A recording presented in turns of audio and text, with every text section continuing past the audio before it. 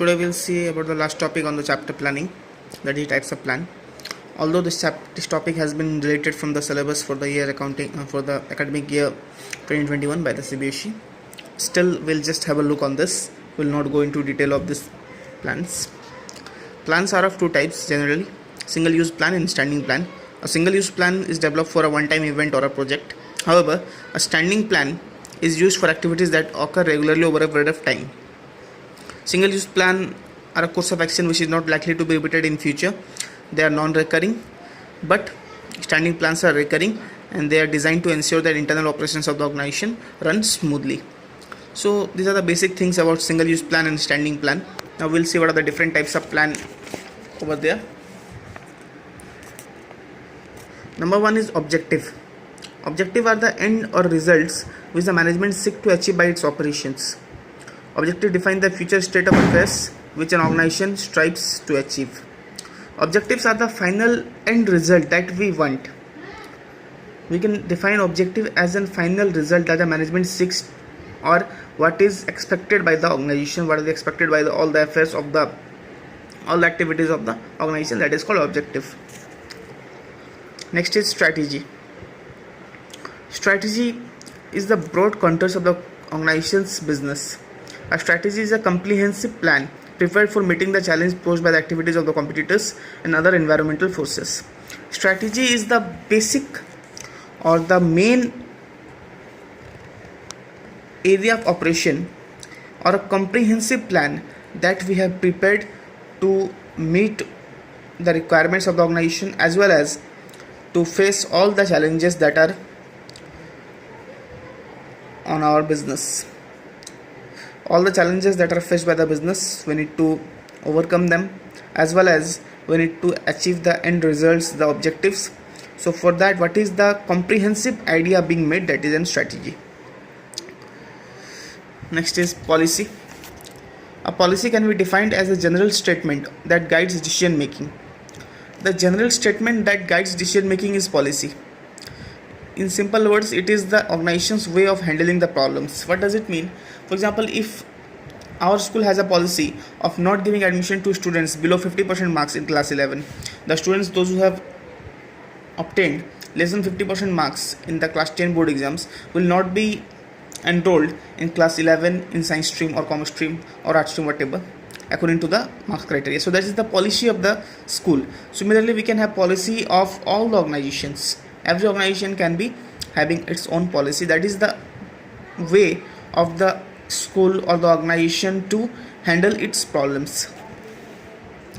Next is procedure. Procedure consists of sequential steps to carry out activities within the policy framework to attain predetermined objectives. So procedure is the sequential steps, the steps that we need to follow to carry out the plan. Now strategy was a comprehensive plan. Out of strategy we can have procedures, like this procedure will be followed to be going actually with the strategy formulated. So procedure is just sequential step, the step by step action, or you can say the route map, how we will go. That is a procedure. Next is method. Method are the ways of doing a given task. Now if we are having a comprehensive plan, that is a strategy. Procedure is the route steps, that steps that will be followed. Now among that step, while following that step, we can have different methods, different ways of doing that.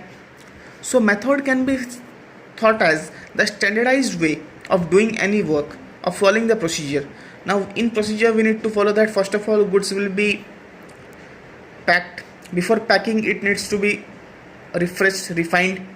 Now how to refine the product or how much time is to be spent on refining, that is depending upon the method being used. So once you have decided the proper method for that, you can do the procedure, you can follow the procedure quite easily. So that is all about method. Next is rule. Rule are specific statement that tell us what is to be done and what is not to be done.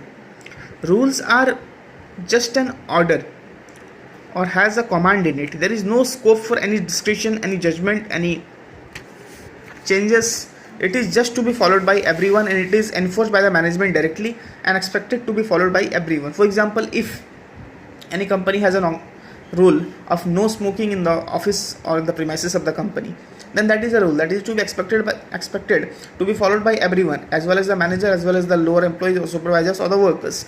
So this is just a specific statement that this is not to be done or this is to be done. That is all about rule.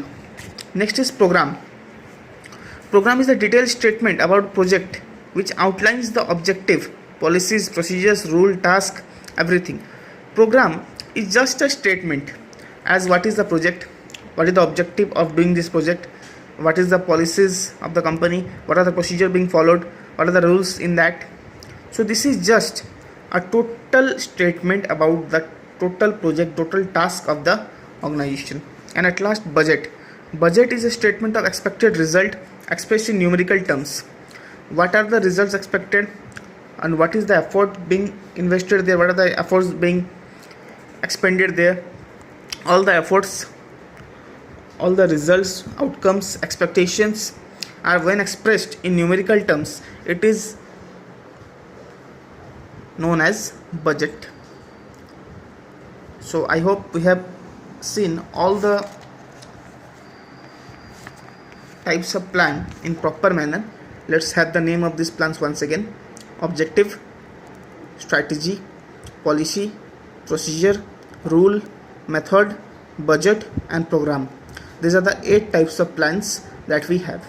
Although this is not included in the syllabus for the current year, as it is deleted by the CBSE while reducing the syllabus for the year 2020-2021, but we have just had a look on these plans. So these are the 8 types of plans. Although this will not be coming in your exams, but you must be having a basic idea of what are the types of plans and what they are actually. So in this way we have completed the chapter. Next we will move on to organizing.